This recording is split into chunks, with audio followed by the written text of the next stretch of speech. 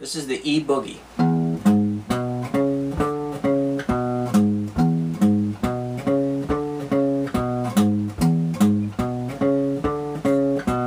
Cool cabinet. Alright.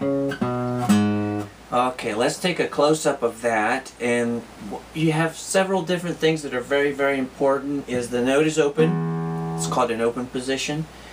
And then the fingering, you're going to see the fingering on your screen, so the fingering is really important. Let's just run over it real quickly. Pointer, middle, ring, pinky. So that's going to be your finger index. Follow it to the T, hug the frets, or else you're going to go bzzz. Going to have a little gas, or it's going to sound like a B, okay? Alright, let's look at it close. We're working off the 6th string. If you noticed, thumb down. Try not to do this because then you kind of constrict yourself and you notice I can't move. Kind of like a boa or something. Okay, so you're going to do open. Okay, 4th fret with the ring finger. Okay, catty corner with the pointer. It's on the 5th string. Okay, skip 1, ring finger. Notice I got my helper right here. Okay, you got to stretch out for this one. This is the pinky. 5th fret. And it just kind of goes backwards again. So look at your chart. And last note. Last note is not an open note. Last note is a closed note. Open. Press. Now one of the tricks here, because it is a hand-eye coordination, when you do a note, open, press, release. Press, release, press, release, press, release, press, release, and press, release, and one more. Okay, now what you don't want to do is go, okay? Like a lot of people try to do it fast, but they don't let the note ring out. You have to let it ring out.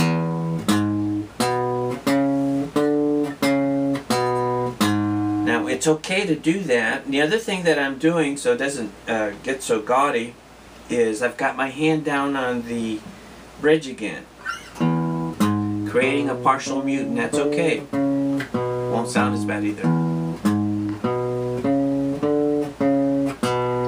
Okay, let's take a close-up of this next one, which is down 1 string, which is the A.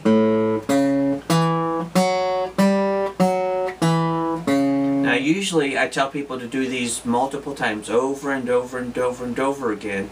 The song pattern only has it once because it's an 8-bar blues. So what we want to do is do it over and over and over.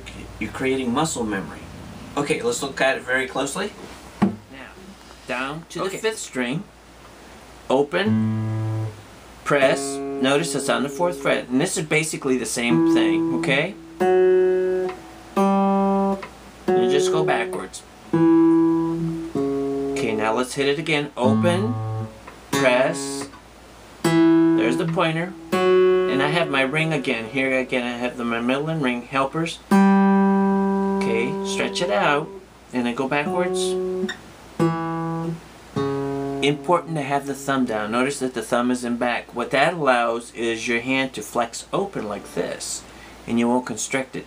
One of the things when I was growing up, my grandpa had an accident and his hand was crippled up and it looked like this.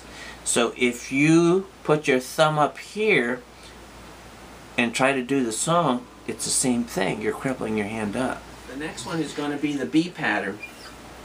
And a lot of people go, well, what does this sound like? You know, a slide. Boom. So if you can go boom, then you're going to be in good shape. This one's a little more challenging. What happens here is it's all over the fretboard, but the same sound. 2, 4 to 6. You're going to hear the note but not strike it again. Okay, you're down a string on the 4th. Same fingers.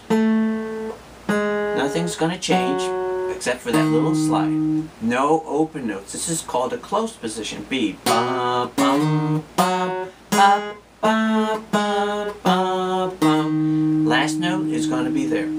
The other thing that we want to look at, on your guitars there's dots in back. The only one that has a dot on this pattern is number 7, where the pinky is. All the rest of them are off the dots. This pattern is off the dots. Keep thinking that when you do this, if you're on the dots, you're not doing the pattern correctly. Okay, let's look at it close up. Okay, this is B. Pointer. And then what I'm going to do, I'm going to press hard on the string, and I'm going to hit it in one motion, go boom, boom. Caddy corner. Okay, that's the 4. The 6. 7 with the pinky. Notice that it has a dot. Go backwards. 6. Back to 4. And we have number 6 on the 5th string. So let's look at that one again. Now go boom. Now I may not get all the sound out because it's kind of a different position to do that. Okay, now let's look at it together. Okay, now what I'm going to do, that's an E chord, E7, is put this together in a little bit slower fashion. And what you want to do is you want to do the song 3 times through. It's an 8-bar blues. I usually like to start at the end because you'll have 4 E's, which gives you a little bit of momentum going, or mo as they call it. Okay, ready? 1, 2, 3, 4.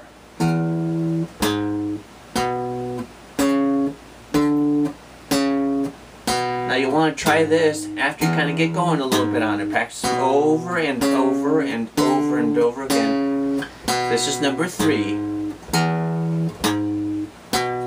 Hang in there, don't give up on me. Number 4.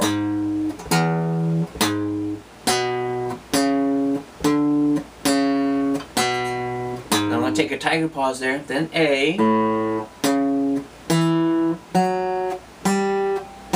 Okay, get ready. Okay, back to the top to E. Kind of jazz blues thing. Okay, that will slow down a little bit. Then B. 2, 3, 4.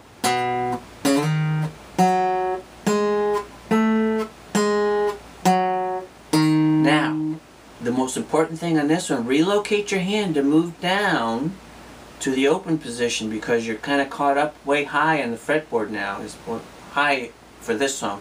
Then open.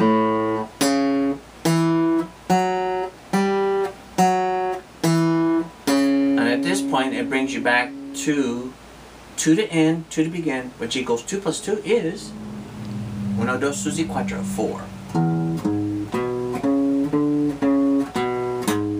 Excelente.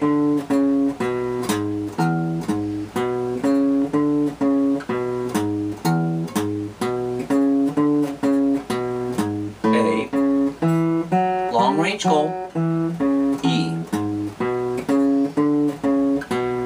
B, A, E. I'm going to do it 2 times. 1 more. Take a tiger pause. Give me an E chord. And you say, thank you very much. Throw paper money, no less than $50. Alright, thanks.